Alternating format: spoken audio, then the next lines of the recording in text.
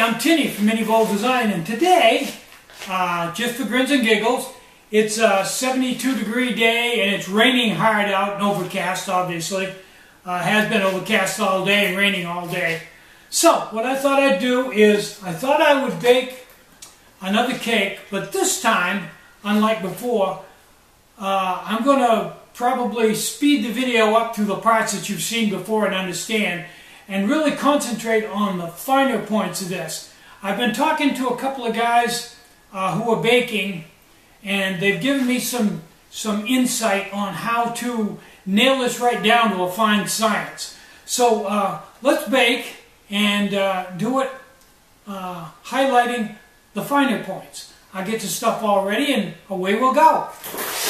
Okay, this is going to be very specific. For one thing, the only thing this formula works on that I know of for sure every time is Betty Crocker Simply Add Water muffin mix.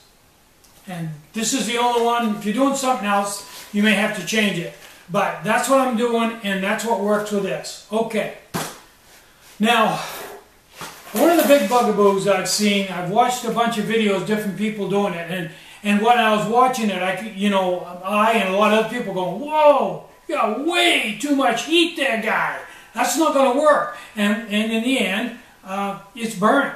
When they go to break it in two, it's all tough on the bottom, so you don't want too much heat. So the thing is, how much heat? Okay. I couldn't think of any way to relay this, but a gentleman I was talking to, he said that when he bakes, he wants his stove set so that it'll boil 2 cups of 60-degree room temperature water in 15 minutes. And I checked mine, and that's almost exactly. And I'm not talking just bubbles, that it comes up and starts, a good simmer, starts rolling in the pot in 15 minutes. So, that's how you know whether you've got, and if it's boiling at less than 15, you've got to cut your work down or cut back your heat somehow, whatever you've got for a stove. Now, I'm using an original bongo, and I've made another big goat, and I raised the bottom a 1/2 inch this time, and I test burned this ahead of time, and it will keep a good steady flame here for 30 minutes plus. So I know I've got a good fuel source. So I don't have to worry about that. That's going to stay, stove's going to stay running correctly for 30 minutes, no problem. Now an SS remote, anything, just you've got to figure out how high it's going to be and get it there, or whatever the length of your wick is going to be, so that it'll boil 2 cups of water in 15 minutes. So that they're rolling, not just bubbling. Okay. Now, one of the things I'm going to do is, I'm going to start this stove and put this empty pot with a bake ring, and my bake ring is 3/4 inch, 1/2 to 3/4 inch. I like 3/4 inch. And I'm going to put it right on here and let it preheat. Okay. Now I've got my fuel here. Okay, now that takes care of that. That takes care of the heat part of it. Now the pot I'm using is a cut down 10 centimeter pot. It's 10 centimeters across the top, wide. Some people are confused whether the 10 centimeters was this way or this way. It's this way.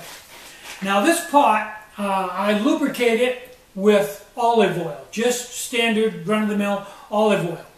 Now, when I get done, it never sticks. So after the cake is taken out, I don't wash it and wash all the oil out of it. I just wipe it out with a paper towel. That's what I'd call a seasoned pot. And you'll have better luck with it not sticking if you don't wash it. If when you get done, you just wipe out the cake with a paper towel and use it for the next one. Second thing is, I don't oil it until I've got my cake ready to go into it.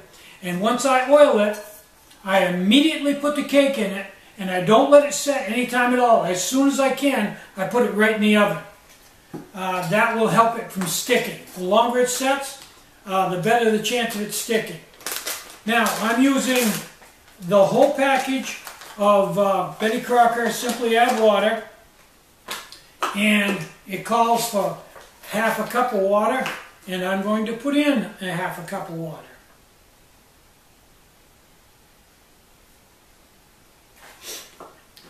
Now when you stir this up, you want to make sure you get into the corners because you'll get dry spots in the corners if you're not careful.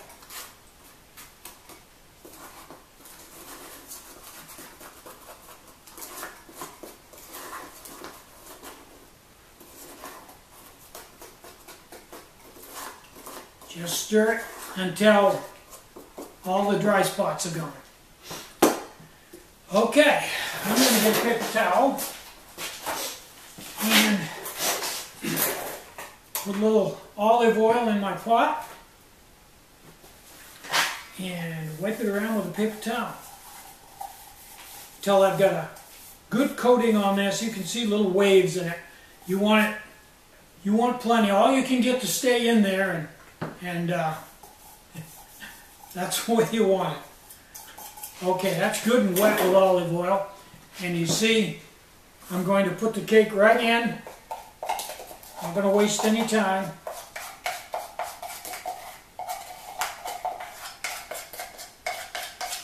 And I've got my oven all preheated. I'm going to put it right in the oven just as soon as I can. Try to get it centered up as much as possible. Put on the lid. Start the timer. I'll turn the camera back on in 22 minutes.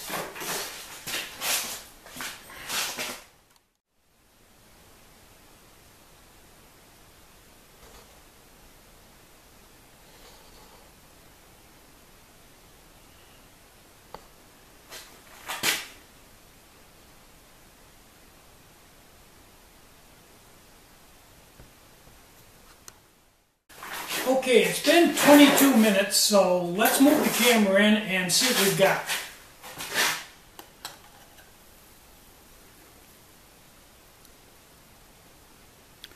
Okay, that looks pretty nice on the top, but it's not done. So, here's what I'm going to do. I'm going to take it off of the heat. It's 23 minutes. I'm going to take it off the heat.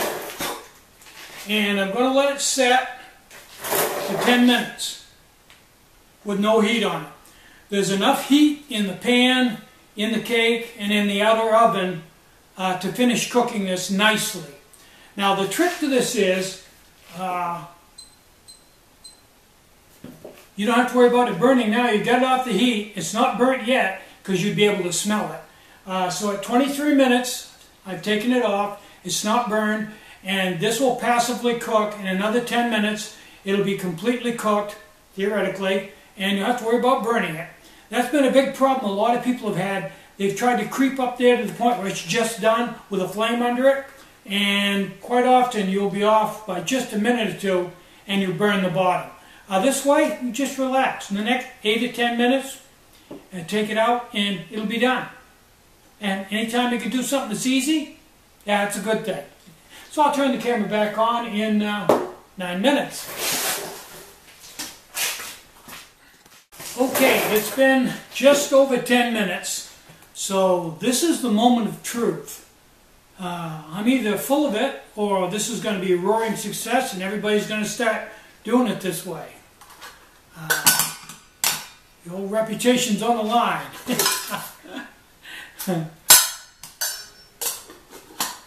Okay. Whew. See how that came out? Yeah. Let's move the camera in and see what we got here.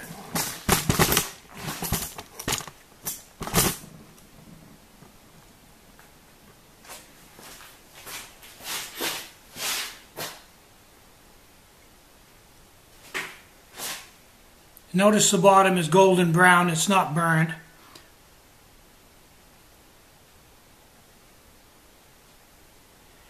And it's done in the middle. I think that's what they call perfect.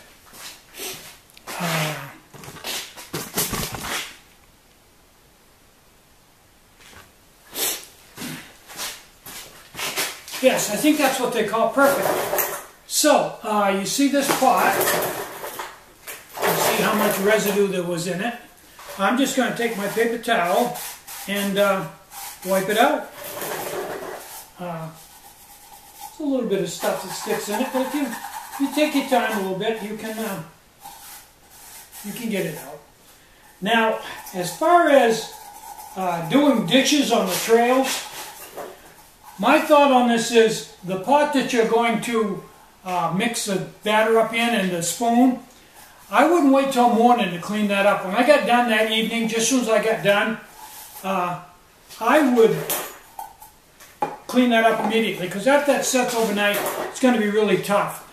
So I like to clean my dishes up immediately. Makes for a lot easier. Now, the amount of alcohol I used, finished off the alcohol. It was almost perfect for this cake. Now I'm going to try this. I judge how good a job I did by how the bottom looks and the sides. Okay, so that's everything you need to bake. You've got all the math. You can refer back to this video. I'm using a 5-loop pot stand, and make sure you get the little slot over the hose so you don't grip it. And I'm using a standard Bongo Original with a short wick. The wick is about 1/8 of an inch out of the top of the stove. And you can use anything to feed it that you want to, a big gulp, or a dome top remote, or an SS remote. Anything. Just keep the heat down so that the flame at the very bottom is just about the width of the sides of the stove, and then goes in a little bit and goes back up. You don't want a big flame. And if it burns a little yellow, that's fine. I'm Tinny from minibulldesign. Get out and hike, take a friend, enjoy the great outdoors, and more important than anything, try to have some fun today, and try to have a really great day. Bye-bye.